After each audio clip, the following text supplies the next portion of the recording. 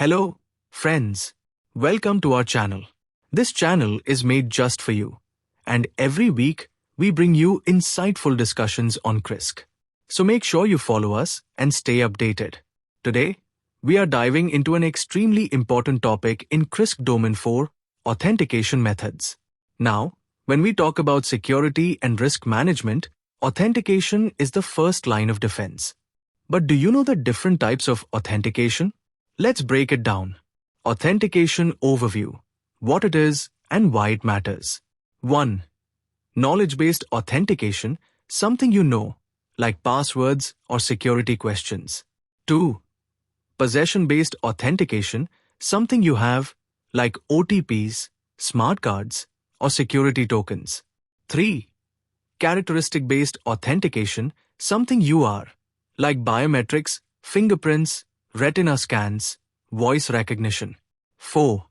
Node and device authentication, ensuring devices and systems communicate securely.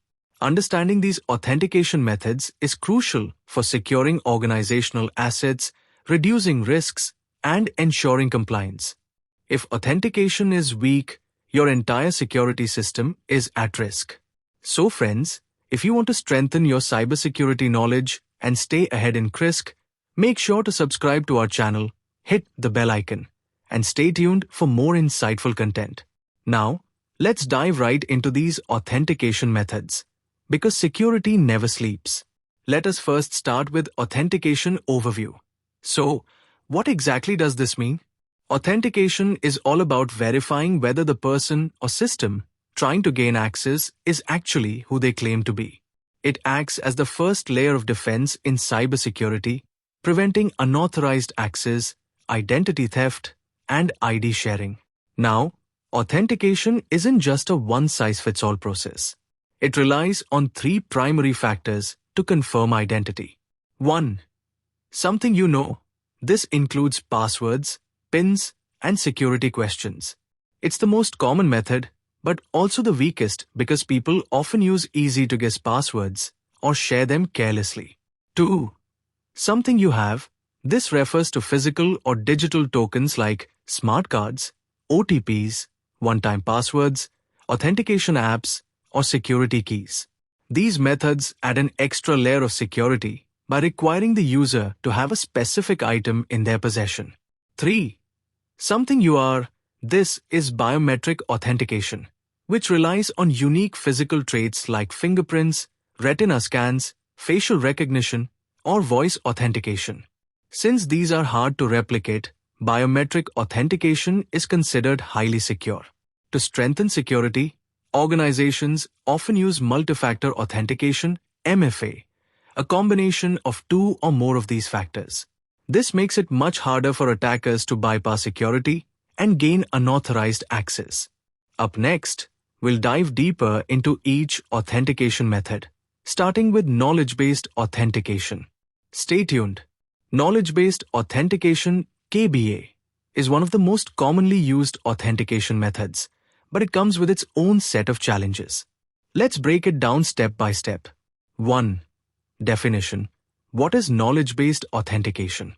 KBA requires the user to present something they know, such as passwords, the most traditional method of authentication, code phrases, secret words or passphrases that only the user should know, secret values, personal information like a mother's maiden name, pet's name, or a childhood best friend.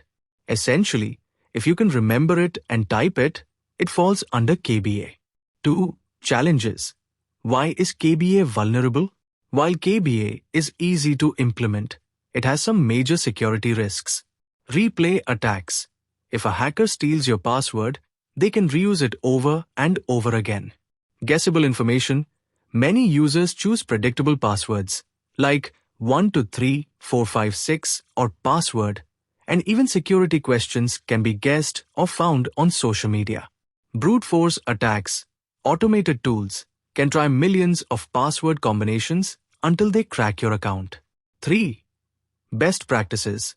How to improve KBA security? Use strong passwords. A mix of uppercase, lowercase, numbers, and symbols makes guessing harder. Change passwords regularly. This reduces the risk of stolen credentials being used against you. Enable multi-factor authentication, MFA. Combining KBA with another authentication factor significantly strengthens security. Avoid using personal information. Don't use birthdays, pet names, or anything that can be easily found online. KBA is still widely used, but it's not enough on its own.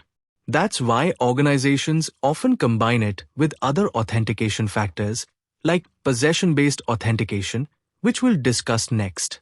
Possession-based authentication is a more secure alternative to knowledge-based methods because it requires the user to physically have something to verify their identity. Let's break it down. 1. Definition. What is possession-based authentication? This method uses physical or digital items that the user must possess to gain access. These include A. Smart cards, used in corporate environments for secure access. B. Security tokens, small devices that generate OTPs, one-time passwords. C. ID badges, used for physical security access in offices and restricted areas. D. Mobile authentication apps like Google Authenticator or Microsoft Authenticator generate time-sensitive codes for login. Unlike passwords, possession-based authentication ensures that even if a hacker knows your password, they still can't log in without the physical item. 2. Historical challenges. Why was it difficult to implement? In the past, this method had some serious challenges, such as A. High infrastructure costs. Setting up systems to issue, track, and manage physical security devices was expensive. B. Maintenance issues. Lost or damaged tokens required constant replacement. C. User inconvenience. Carrying extra security devices was often impractical for users. 3. Modern advancements.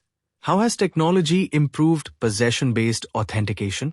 Thanks to advancements in mobile technology, many of these challenges have been resolved. A. Mobile phones as authentication devices.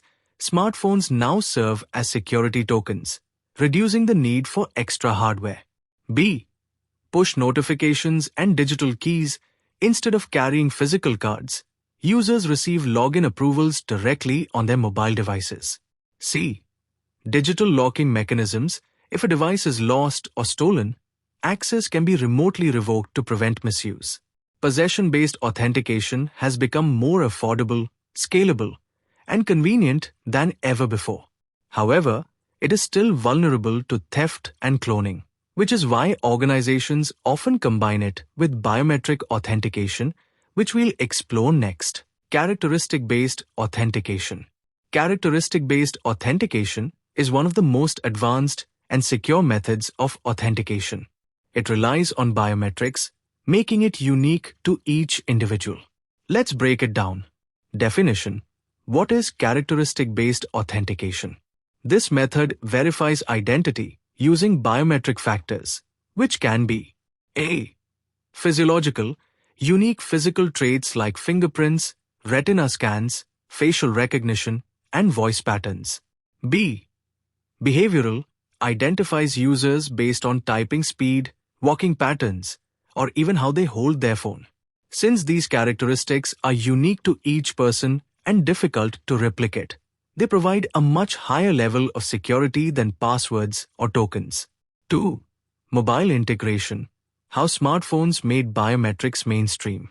With the rise of smartphones, biometric authentication is now easier and more accessible than ever. A. Facial recognition, used in devices like iPhones and Androids for unlocking screens and secure logins. B. Fingerprint scanners, built into most modern smartphones for quick authentication. C. Voice recognition. Some banking apps use voice authentication to verify customers. Biometric authentication has significantly improved convenience. No need to remember passwords or carry security tokens. 3. Considerations, privacy and user concerns. Despite its advantages, biometric authentication comes with certain challenges. A. Privacy laws and regulations. Biometric data is highly sensitive and subject to data protection laws like GDPR and CCPA. Organizations must store and handle it securely. B. User resistance. Some people are uncomfortable sharing biometric data due to privacy concerns. C. Spoofing risks. Although rare, hackers have attempted to bypass biometric authentication using deepfake technology or fingerprint replication. To address these concerns, organizations often encrypt biometric data and combine it with other authentication factors for extra security. Next, we'll explore node and device authentication, a critical aspect of securing interconnected systems. As cybersecurity threats evolve, securing not just users but also devices has become critical. Node and device authentication ensures that only trusted devices can access a network or system. Let's break it down. 1. Purpose. What is node and device authentication? Unlike user authentication, which verifies who you are, device authentication verifies what device is being used. This is done by checking A. IP addresses, ensuring that only specific network locations can access resources. B. MAC addresses, identifying unique device hardware to prevent unauthorized connections. C. Pre-registered devices, restricting access to company-issued laptops, mobile phones, or secure endpoints. This method helps organizations control which devices are allowed to connect to sensitive systems, reducing the risk of unauthorized access from unknown sources. 2. Advantages and disadvantages. Is it foolproof? A. Advantages. I. No human privacy concerns. Unlike biometric authentication, there's no need to collect personal data. 2. Seamless access. Once a device is authenticated, users can log in without entering extra credentials repeatedly. Disadvantages. A. Spoofing risks. Attackers can fake or clone MAC addresses and IPs to bypass authentication. B. Device theft. If a registered device is lost or stolen, it could be used to gain unauthorized access. Because of these risks, device authentication alone is not enough. It needs additional security layers. 3. Enhanced security, strengthening node and device authentication. To prevent spoofing and unauthorized access, organizations use advanced security techniques. A. Digital certificates. Each device is issued a unique cryptographic certificate to verify authenticity. B. 802.1x protocol, a network security standard that ensures only authorized devices can connect to enterprise networks. C. Zero Trust architecture. Even authenticated devices must continuously prove their security status before accessing critical systems. By implementing these enhanced security measures, organizations can ensure that only verified, trusted devices are allowed, reducing the risk of cyber threats. And with that, friends, we have successfully completed this topic on authentication methods. We covered everything from knowledge-based authentication to possession-based, characteristic-based, and even node and device authentication. But remember, understanding risk and security is not just about learning concepts, it's about mastering them. And where else will you find complete, in-depth CRISC content for free? Only on this channel. So, make sure to watch all our videos, keep revising, and stay ahead in your CRISC journey. And of course, don't forget to like, share, and subscribe, because this is the only channel that gives you all CRISC content for free. See you in the next session. Until then, stay safe, stay secure, and keep learning.